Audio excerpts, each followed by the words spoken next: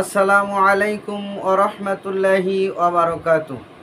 আলহামদুলিল্লাহি রাব্বিল আলামিন ওয়াল আকিবাতু লিল মুত্তাকিন ওয়াস সালাতু ওয়াস সালামু আলা সাইয়্যিদিল আমবিয়াই ওয়াল মুরসালিন। দেশ ও দেশের বাইরে যে যেখান থেকে শুনছেন সবাইকে আন্তরিক সালাম এবং মোবারকবাদ।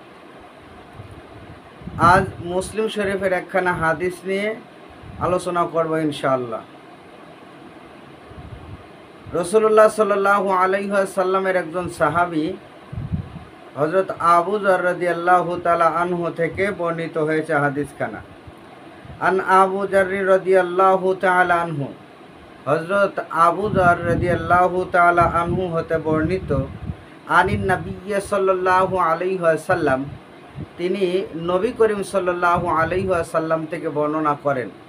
ক্বালা, রসুল্লাহ সাল্লাল্লাহু আলাইহি ওয়াসাল্লাম বলেন, সালাসাতুন লা ইউকাল্লিমুহুমুল্লাহ ইয়াউমাল কিয়ামা।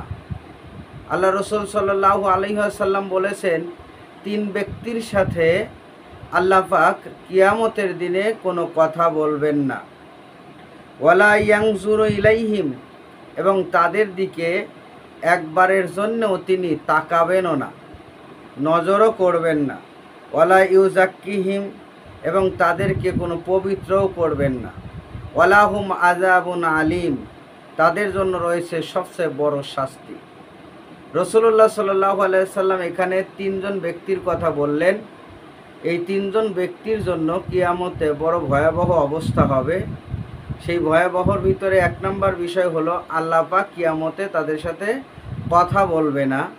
দুই নম্বর হলো আল্লাহ পাক তাদের দিকে ফিরে তাকাবেন না। তিন নম্বর, আল্লাহ পাক তাদের অন্তঃকরণকে পবিত্রও করবেন না। চার নম্বর, তাদের জন্য আল্লাহ পাক রেখেছেন সবচাইতে কষ্টদায়ক পীড়াদায়ক শাস্তি। ক্বালা আবু যর, হযরত আবু যর রাদিয়াল্লাহু তাআলা আনহু আল্লাহর নবীকে প্রশ্ন করলেন। প্রশ্ন করার আগে তিনি আফসোস করেও বললেন, খবু, হে আল্লাহর রাসূল, তাহলে তারা তো নিরাশ হয়ে গেল। ওয়া খাসিরু, এবং তারা তো ক্ষতিগ্রস্ত হয়ে গেল। মানহুম ইয়া রাসূলুল্লাহ, তাহলে এই নিরাশ এবং ক্ষতিগ্রস্ত এই ব্যক্তিগুলো কারা? আল্লাহ রসুলকে প্রশ্ন করলেন যে এই নিরাশ হওয়া এবং ক্ষতিগ্রস্ত এই ব্যক্তিগুলো কারা?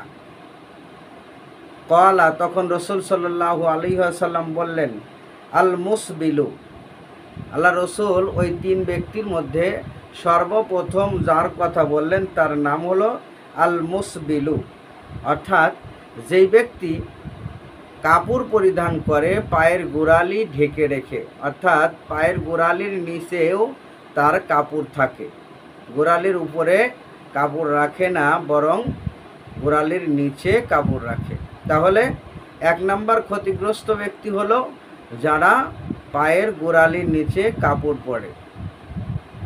এরপরে আল্লাহ রসুল বললেন অল মান্নানু, আর দুই নম্বর ব্যক্তি হলো যারা দান করে আবার তার খোঁটা দেয়, দান করার পরে আবার সেই দানের খোঁটা দেয়, এ ব্যক্তিও ক্ষতিগ্রস্তের ভিতরে শাস্তির আওতায় পড়বে। তিন নম্বর যার নাম বললেন অল মুনাফাকু সিলাআতু বিল হালফিল কাযিবি, এমন ব্যবসায়ী যে তার পণ্য বিক্রি করার জন্য মিথ্যা শপথ করে, মিথ্যা শপথ করে তার পণ্য বিক্রি করে, এমন ব্যবসায়ীর কথা আল্লাহ রসুল সাল্লাল্লাহু আলাইহি ওয়াসাল্লাম বললেন। সুতরাং এইখানে যে শাস্তির কথা বলা হয়েছে, এই তিন শ্রেণীর ব্যক্তির কথা বলা হয়েছে, যে তিন শ্রেণীর ব্যক্তি যাদের সাথে কিয়ামতে আল্লাহ কথা বলবে না, যাদের দিকে নেক নজরে তাকাবে না, যাদেরকে আল্লাহ পাক পবিত্র করবেন না, বরং তাদের জন্য পীড়াদায়ক কঠিন শাস্তির ব্যবস্থা করেছেন। এই তিন শ্রেণীর ব্যক্তির মধ্যে এক নম্বর ব্যক্তি যিনি, তিনি হলো পায়ের গোড়ালির নিচেও কাপড় পরে। দুই নম্বর ব্যক্তি হলো যারা দান করে খোঁটা দেয়। আর তিন নম্বর ব্যক্তি হলো যারা মিথ্যা শপথ করে তাদের পণ্য বিক্রি করে। সুতরাং এই সমস্ত কর্মকাণ্ড থেকে আমাদেরকে দূরে থাকতে হবে। আল্লাহ পাকের নিয়ামতের উপরে শুকরিয়া আদায় করতে হবে। আর কাপড় পরিধান করার সময় অবশ্যই আমরা খেয়াল রাখব যেন আমাদের কাপড় টাকনোর উপরে থাকে। আল্লাহ পাক আমাদেরকে সহি শুদ্ধভাবে ইসলামী বিধান অনুযায়ী জীবন পরিচালনা করার তৌফিক দান করুন। আমিন। ওয়া আখির দাওয়ানা আনিল হামদুলিল্লাহি রাব্বিল আলামিন। আসসালামু আলাইকুম ওয়া রাহমাতুল্লাহি ওয়া বারাকাতুহু।